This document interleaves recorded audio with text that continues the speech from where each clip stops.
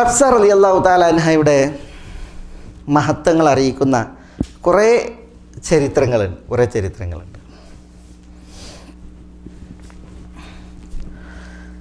അതിലൊന്നാണിത്. നബി സല്ലല്ലാഹു അലൈഹി വസല്ലം തങ്ങൾ ഒരിക്കൽ ഒരു ബന്ദിയെ ഹഫ്സയുടെ അടുക്കലാക്കി. എന്ന് പറഞ്ഞാൽ ഇത് ബന്ദിയാണ്, യുദ്ധബന്ദി. ഇതിനെ സൂക്ഷിക്കാൻ പറഞ്ഞ്, പോകാതെ നോക്കാൻ പറഞ്ഞു. ഹഫ്സ റളിയല്ലാഹു തആല എന്ത് ചെയ്ത്, സ്ത്രീകളോട് ഇടപെട്ട് സംസാരിച്ച് ബന്ദിയുടെ കാര്യം മറന്ന്, ശരിയല്ലേ? ആ സംസാരത്തിൽ ബന്ദിയുടെ കാര്യം മറന്ന് ബന്ദി എന്ത് ചെയ്ത്, അത് ഓടിപ്പോയി. നബി സല്ലല്ലാഹു അലൈഹി വസല്ലം തങ്ങൾ കുറേ സമയം കഴിഞ്ഞ് തിരിച്ചു വന്നപ്പോൾ ചോദിച്ചു, മാ ഫഅല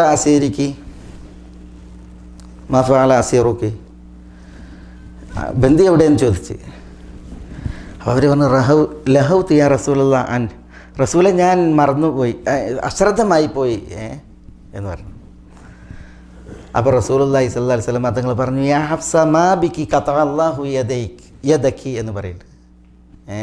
ഹഫ്സ നിങ്ങൾക്ക് എന്ത് പറ്റി, ഖതഅല്ലാഹു യദക്കി എന്നാണ്. അതെന്താ പ്രയോഗം? നേരിട്ടുള്ള അർത്ഥം അള്ളാഹു നിങ്ങളുടെ കൈ മുറിക്കട്ടെ എന്നാണ്. നിങ്ങളുടെ കൈ മുറിക്കട്ടെ അല്ലെങ്കിൽ മുറിയട്ടെ എന്നൊക്കെയുള്ള അർത്ഥത്തിൽ പ്രത്യക്ഷത്തിൽ നമ്മൾ ഒരു എതിരിലൊരു പ്രാർത്ഥനയായി വായിക്കുന്ന പ്രയോഗം നടത്തിയത്. നബി സല്ലല്ലാഹു അലൈഹി വസല്ലം തങ്ങൾ എന്ത് ചെയ്തു, വേഗം പുറത്തിറങ്ങി ഈ ബന്ദി എവിടെയെന്ന് അന്വേഷിക്കാൻ വേണ്ടിയിട്ട് ആളെ വിട്ട്. അന്വേഷണത്തിൽ അയാളെ കിട്ടി, വീണ്ടും കൊണ്ടുവന്ന്. അപ്പോൾ റസൂലുള്ളാഹി സ്വല്ലല്ലാഹു അലൈഹി വസല്ലം തങ്ങൾ പിന്നെ വീട്ടിലേക്ക് തിരിച്ചു വരുമ്പോൾ ഹഫ്സ കാണിക്കുന്നത് ഇതാണ്, ഇങ്ങനെ കാണിക്കുകയാണ് നബി സല്ലല്ലാഹു അലൈഹി വസല്ലം തങ്ങളുടെ മുമ്പിൽ. ശരിയായി. അപ്പോൾ റസൂൽ ചോദിച്ചു, മാ ബിക്കി, എന്ത് പറ്റി ഹഫ്സ? അപ്പം പറയാണ്, റസൂലെ നിങ്ങൾ എനിക്കെതിരിൽ പ്രാർത്ഥിച്ചു, അപ്പോൾ എൻ്റെ കൈകളിൽ ഏത് ആദ്യം മുറിയും എന്ന് ഞാൻ നോക്കുകയാണ്. നിങ്ങൾ പറഞ്ഞെന്താ, ഖതഅല്ലാഹു യദക്കി എന്നല്ലേ പറഞ്ഞത്.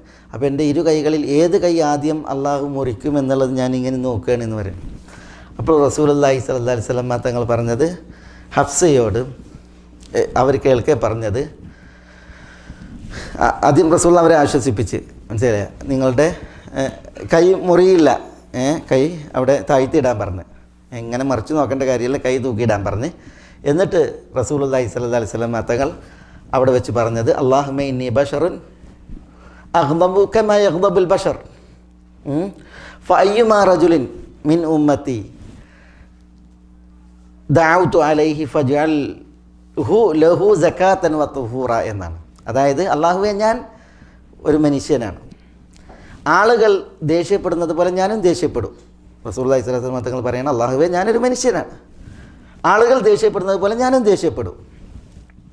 അതുകൊണ്ട് തന്നെ എൻ്റെ ഉമ്മത്തിൽ ഒരാളോട് ഞാൻ അയാളുടെ വിഷയത്തിൽ ഞാൻ എതിരിൽ പ്രാർത്ഥിച്ചിട്ടുണ്ടെങ്കിൽ ദേഷ്യം പെടുന്ന സമയത്തൊക്കെ എതിരിൽ പ്രാർത്ഥിച്ചിട്ടുണ്ടെങ്കിൽ ഫജ്അൽഹു ലഹു സകാത്തൻ വ തുഹൂറ, ആ പ്രാർത്ഥന നീ ആ വ്യക്തിക്ക് സകാത്താക്കണമേ, തുഹൂറാക്കണമേ. എന്താ സകാത്ത് തുഹൂർ എന്ന് പറഞ്ഞാൽ?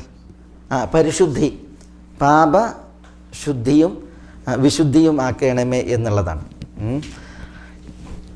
ചില റിപ്പോർട്ടുകളിൽ അത് പിന്നെ ചില സന്ദർഭങ്ങളിൽ നബി സല്ലല്ലാഹു അലൈഹി വസല്ലം പറഞ്ഞപ്പോൾ അത് അയാൾക്ക് കാരുണ്യമാക്കണമേ, പാപങ്ങൾക്ക് പരിശുദ്ധിയാക്കണമേ എന്ന് പ്രാർത്ഥിച്ചു. എന്നാൽ അത് അനുകൂല പ്രാർത്ഥനയാക്കണമേ എന്ന അർത്ഥത്തിൽ, പാപങ്ങൾക്ക് പരിശുദ്ധിയാകണം, കാരുണ്യമാകണം എന്ന അർത്ഥത്തിൽ.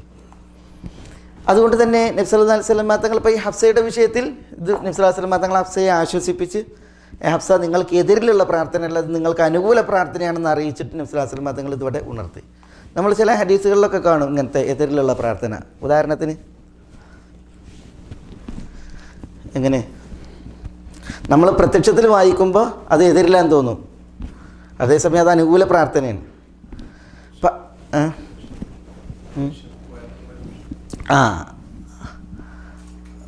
ലാ അഷ്ബ അല്ലാഹു ബത്തനഹു എന്ന് കാണാം. മുആവിയ റളിയല്ലാഹുവിൻ്റെ വിഷയത്തിൽ പറഞ്ഞതാണ്, അള്ളാഹു അയാളുടെ അദ്ദേഹത്തിൻ്റെ വയറ് നിറക്കാതിരിക്കട്ടെ എന്നുള്ള പ്രാർത്ഥന. അത് മുആവിയക്ക് അനുകൂല പ്രാർത്ഥനയാണ്, ഇതേപോലെ നടത്തിയ പ്രാർത്ഥനയാണ്. അത് മുആവിയക്ക് അനുഗ്രഹമാണ്. പക്ഷേ ചില ആളുകൾ എന്ത് ചെയ്തു, അത് അനുകൂല പ്രാർത്ഥനയെന്ന് വായിച്ചില്ല. നബി സല്ലല്ലാഹു അലൈഹി വസല്ലം തങ്ങളെ ശപിച്ച ആളാണ് മുആവിയ എന്നാണ് വായിച്ചത്.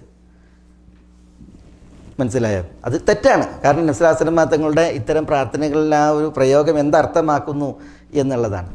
അത് മനസ്സിലാക്കാത്തത് കൊണ്ടാണ്. റഹിമ അംഫു അബീദർ എന്ന് കാണാം. റഹിമ അംഫു അബീദർ, അബൂദറിൻ്റെ മൂക്ക് മണ്ണിൽ കുത്തട്ടെ എന്നാണ്. മനസ്സിലായി? അതങ്ങനെ ഒരു പ്രയോഗമാണ്. സഖലത്ക ഉമ്മുക യാ മുആദ്, മുആദ് നിങ്ങളുടെ ഉമ്മാക്ക് നിങ്ങൾ നഷ്ടപ്പെടട്ടെ എന്നാണ് അതിൻ്റെ അർത്ഥം. എന്ന് പറഞ്ഞാൽ എന്താ? നിങ്ങൾക്ക് മരണം ഭവിക്കട്ടെ എന്നാണ് അതിൻ്റെ വായന. അതൊക്കെ ഇതുപോലെയാണ്. തെരീബത്ത് യദാക്, ചിലരുടെ റസൂലുള്ള പറഞ്ഞിട്ട് നിങ്ങളുടെ കൈ മണ്ണിൽ തുലയട്ടെ എന്ന അർത്ഥത്തിൽ. അതൊക്കെ സഹാബികൾക്ക് നേരെ നബി സ്വല്ലല്ലാഹു അലൈഹി വസല്ലം തങ്ങളിൽ നിന്ന് വന്ന ചില പ്രയോഗങ്ങളാണ്. പക്ഷെ അതൊന്നും എന്തല്ല അവർക്ക് എതിരിലുള്ള പ്രാർത്ഥനയല്ല, പിന്നെയോ അതവർക്ക് അനുകൂല പ്രാർത്ഥനയാണ്. അത് ഹഫ്സ റളിയല്ലാഹു തആല അൻഹയുടെ വിഷയത്തിൽ വന്നത് ഇവിടെ നമ്മൾ ഉണർത്തിയത് അവരുടെ മഹത്വത്തെ അറിയിക്കുന്ന ഒരു സംഭവമാണ്. ഹഫ്സ റളിയല്ലാഹു തആല അൻഹ അവരുടെ ഒരു പ്രത്യേകത അറിയിക്കുന്ന സംഭവമാണ് ഉമർ റളിയല്ലാഹു തആല അൻഹുവിൻ്റെ രക്തസാക്ഷിത്വ വേള.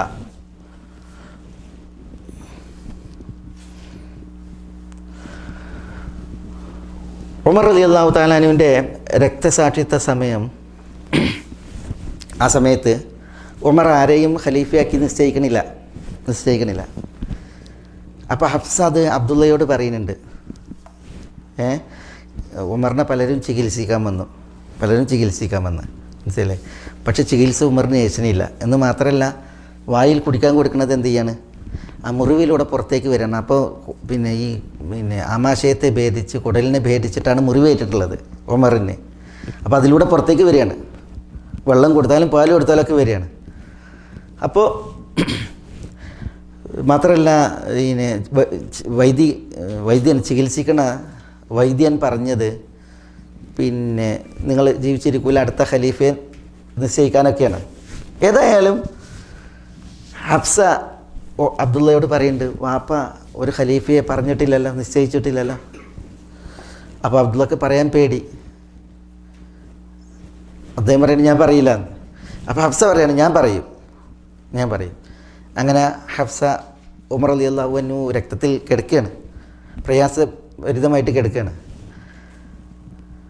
അപ്പോൾ ഹഫ്സയോട് ഉമർ ചോദിക്കുകയാണ്, എന്താണ് ആളുകളുടെയൊക്കെ അവസ്ഥ, ആളുകൾ എന്ത് പറയുന്നത്?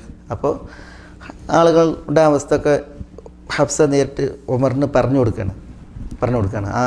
ആ മരണവേദനയിലും ഉമർ ആളുകളുടെ അവസ്ഥയെ ചോദിക്കണത്. എന്നിട്ട് ഹഫ്സ അവിടെ വെച്ചിട്ട് ഉമറിനോട് പറയുന്നുണ്ട്, ലൗ കാന ലക റാഇ ഇബ്ലിൻ ഔ റാഇ ഗനമിൻ സുമ്മ ജാഅക വതറകഹ റഅയ്ത അൻ ഖദ് ضيع. ഉമറിനോട് ഹഫ്സ പറയാണ്, അമീറുൽ മുഅ്മിനീൻ ഉമർ, നിങ്ങൾക്കൊരു ഒട്ടകം മേയ്ക്കുന്ന ഇടയനുണ്ട്, അല്ലെങ്കിൽ ആടുകളെ മേയ്ക്കുന്ന ഒരു ഇടയനുണ്ട്. ആ ഇടയൻ ഈ ആടുകളെയും ഒട്ടകങ്ങളെയും വിട്ടേച്ച് നിങ്ങളുടെ അടുക്കൽ വന്നാൽ റഅയ്ത അൻ ഖദ് ضيع, നിങ്ങളെന്താ അഭിപ്രായപ്പെടുക? ഒട്ടകങ്ങളെ പാഴാക്കി ആടുകളെ പാഴാക്കിയിട്ട് എൻ്റെ അടുക്കൽ വന്നിരിക്കുന്നു നിങ്ങൾ പറയാം. ഉമറിനോട് പറയാണ്, അമീറുൽ മുഅ്മിനീൻ, നിങ്ങൾക്കൊരു ഒട്ടകങ്ങളെ മേയ്ക്കുന്ന ഇടയനുണ്ട്, അല്ലെങ്കിൽ ആടുകളെ മേയ്ക്കുന്ന ഒരു ഇടയനുണ്ട്. ആ ഒട്ടകങ്ങളെയും ആടുകളെയും വിട്ടേച്ചിട്ട് നിങ്ങളുടെ അടുക്കലേക്ക് ആ ഇടയൻ വന്നാൽ നിങ്ങൾ ഉടനെ ആ ഇടയനെ നോക്കിയിട്ട് പറയാത്ത ഒട്ടകങ്ങളെ പാഴാക്കി ആടുകളെ പാഴാക്കി എന്നല്ലേ നിങ്ങൾ പറയാ?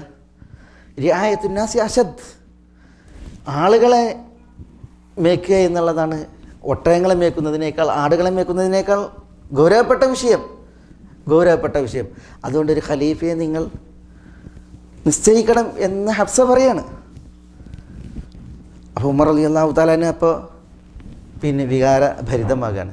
ഞാൻ ജീവിച്ചിരിക്കുമ്പോഴും ഞാൻ ആളുകളുടെ ഉത്തരവാദിത്തം ഏൽക്കണം, ഞാൻ മരിച്ചാലും ആ ഉത്തരവാദിത്തം എൻ്റെ പെരടിയിൽ ശേഷിക്കുമോ എന്നൊക്കെ ഉമർ എന്ത് ചെയ്യണം അവിടെ വെച്ച് പ്രയാസപ്പെട്ട് പറയാണ്. എന്നിട്ട് അദ്ദേഹം കുറേ കാര്യങ്ങൾ അദ്ദേഹം ഇങ്ങനെ അനുസ്മരിക്കുന്നുണ്ട്. ഈ ഖിലാഫത്ത് ഏൽക്കാതെ ഒരു ജീവിതമായിരുന്നു തനിക്കുണ്ടായിരുന്നതെങ്കിൽ എന്നൊക്കെ പറയുന്നുണ്ട്. എന്നിട്ട് അദ്ദേഹം പറയുന്നുണ്ട്, ഞാൻ ഒരു ഖലീഫയെ നിശ്ചയിച്ചാണ് മരിക്കുന്നത് എങ്കിൽ അതിനെനിക്ക് മാതൃക ഉണ്ട്. ഞാൻ നിശ്ചയിക്കാതെ മരിക്കുകയാണെങ്കിൽ അതിനും എനിക്ക് എന്നേക്കാൾ ഉത്തമരായവരിൽ നിന്ന് മാതൃക ഉണ്ട്. ഞാൻ നിശ്ചയിക്കുന്നുവെങ്കിൽ അതിലെനിക്കുള്ള ഉത്തമമായ മാതൃക അബൂബക്കറാണ്. അബൂബക്കർ ഉമറിനെ ഖലീഫയാക്കിയിട്ടാണ് മരിച്ചത്. ഇനി ഞാൻ ഖലീഫയെ നിർണ്ണയിക്കാതെ മരിച്ചിട്ടുണ്ടെങ്കിൽ അതിനും എനിക്ക് ഉത്തമമായ മാതൃക ഉണ്ട്. അത് റസൂലുള്ളാഹി സ്വല്ലല്ലാഹി അലൈഹി വസല്ലം തങ്ങളുടെ തിരുവിയോഗമാണ്. എന്ന് പറഞ്ഞിട്ട് ഉമർ ഒരു ഖലീഫയെ നിശ്ചയിക്കണില്ല. ഉമർ പറയുന്നത് ഹഫ്സ കേൾക്കെ, പിന്നെ മറ്റുള്ളവർ കേൾക്കെ, റസൂലുള്ളാഹി സ്വല്ലല്ലാഹു അലൈഹി വസല്ലം തങ്ങൾ ഈ ദുനിയാവിൽ നിന്ന് യാത്രയാകുമ്പോൾ 6 പേരെ തൃപ്തിപ്പെട്ട് മരണപ്പെട്ടിട്ടുണ്ട്. ആ 6 പേര് ഇപ്പോൾ ഇവിടെ ജീവിച്ചിരിപ്പുണ്ട്. ഞാൻ അവരെ നിർദ്ദേശിക്കുന്നു, പേര് നിർദ്ദേശിക്കുന്നു. അവരാണ് ഇനി എന്ത് ചെയ്യേണ്ടത്? കൂടിയാലോചിച്ച് അടുത്ത ഖലീഫയെ തീരുമാനിക്കേണ്ടത്. അവർക്ക് സഹായിയായി അബ്ദുല്ലാഹി ഇബ്നു ഉമർ ഉണ്ടാകണം. അബ്ദുല്ലാഹി ഇബ്നു ഉമർ ഒരിക്കലും ഖിലാഫത്ത് ഏൽക്കാനേ പാടില്ല എന്ന് ഉമർ പറയണം. ആരാണ് 6 പേർ? ഉസ്മാനാണ്, അലിയാണ്, സഈദ്, അബ്ദുറഹ്മാൻ ഇബ്നു ഔഫ്, പിന്നെ അബൂ ഉബൈദ ആമിർ ഇബ്നുൽ ജറാഹ്. സ്വർഗ്ഗം കൊണ്ട് സന്തോഷ വാർത്ത അറിയിക്കപ്പെട്ട 10 പേരിൽ 4 പേരെയാണ് 6 പേരെയാണ് എന്ത് ചെയ്യണത്?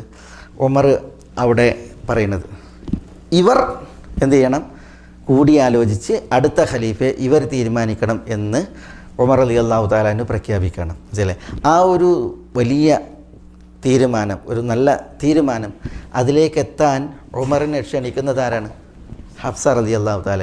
അവരുടെ ആ അവതരണത്തിൻ്റെ മികവാണ്, ഹഫ്സയുടെ അവതരണത്തിൻ്റെ മികവാണ്. മനസ്സിലായില്ലേ? അത് ഹഫ്സ റളിയല്ലാഹു തആലയുടെ കഴിവിനെയാണ് അറിയിക്കുന്നത്. കാരണം ചെറുപ്രായത്തിൽ തന്നെ നല്ല പ്രഗത്ഭയായിരുന്നു ഹഫ്സ എന്നുള്ളതാണ്. അതുകൊണ്ടല്ലേ ഉമർ റളിയല്ലാഹു തആല ഭരിച്ചിരുന്ന സമയം പിന്നെ പ്രജകളുടെ വിഷയങ്ങൾ അന്വേഷിച്ച് നടക്കുമ്പോൾ ഒരു സ്ത്രീ തൻ്റെ ഭർത്താവിൻ്റെ അസാന്നിധ്യം നീണ്ടപ്പോൾ അവർ പറഞ്ഞില്ലേ, തത്താവല ഹാദൽ ലൈലു വസ്വദ്ദ ജാനിബു ലഹറകനി ഹാദ മിൻ ഹാദ സരീരി ജവാനിബു ഫവല്ലാഹി ലൗലല്ലാഹു ഇന്നി ഉറാഖിബു ലഹറക മിൻ ഹാദ സരീരി ജവാനിബു. സ്ത്രീ ഭർത്താവിൻ്റെ അസാന്നിധ്യം അത് നീണ്ടുപോയപ്പോൾ പിന്നെ അവരുടെ ആ വിഷമത പറയാണ്, രാത്രി ഏറെ നീണ്ടുപോയി, എൻ്റെ പ്രിയതമൻ എൻ്റെ കൂടെ ഇല്ലാത്തതിനാൽ എൻ്റെ നിദ്ര അത് പറന്നുപോയി. അള്ളാഹുവിനെ ഭയന്നില്ലായിരുന്നുവെങ്കിൽ ഈ കിടപ്പറയിൽ ഒരന്യനെ പിന്നെ ഞെടങ്ങാണൻ ശ്രമിക്കുമായിരുന്നു. പക്ഷേ പടച്ചവനെ പേടിയാണ് അതിൽ നിന്ന് തന്നെ പിൻവലിക്കുന്നതെന്ന അർത്ഥത്തിൽ ആ സ്ത്രീയുടെ വരികൾ ഉമർ കേൾക്കുകയാണ്. ഉമർ ഉടനെ വന്നിട്ട് ഹഫ്സയോടാണ് ചോദിക്കുന്നത്, ഹഫ്സ, ഒരു ഭർത്താവിൻ്റെ അസാന്നിധ്യത്തിൽ ഒരു സ്ത്രീക്ക് എത്ര കാലം ക്ഷമിക്കാനാവും എന്ന്. മനസ്സിലായി? അപ്പോൾ ഹഫ്സയാണ് പറഞ്ഞു കൊടുക്കുന്നത് ഇത്ര മാസം, 4 മാസം അല്ലെങ്കിൽ 5 മാസം എന്നൊക്കെ പറഞ്ഞു കൊടുക്കുന്നത്. അത് ഹഫ്സയുടെ ആ ഒരു പിന്നെ ജ്ഞാനത്തെയും അതേപോലെ തന്നെ ബോധത്തെയും ഒരു ഖലീഫക്ക് കൂടിയാലോചന നടത്താൻ മാത്രം ഒരു മഹിതമായ ദൈക്ഷണിക വളർച്ചയും ജ്ഞാനവും അവർക്കുണ്ടായിരുന്നു എന്നതിൻ്റെ തെളിവാണ്. കുറേ ഉദാഹരണങ്ങൾ അങ്ങനെ കാണാൻ സാധിക്കും ഹഫ്സയുമായി ബന്ധപ്പെട്ട്.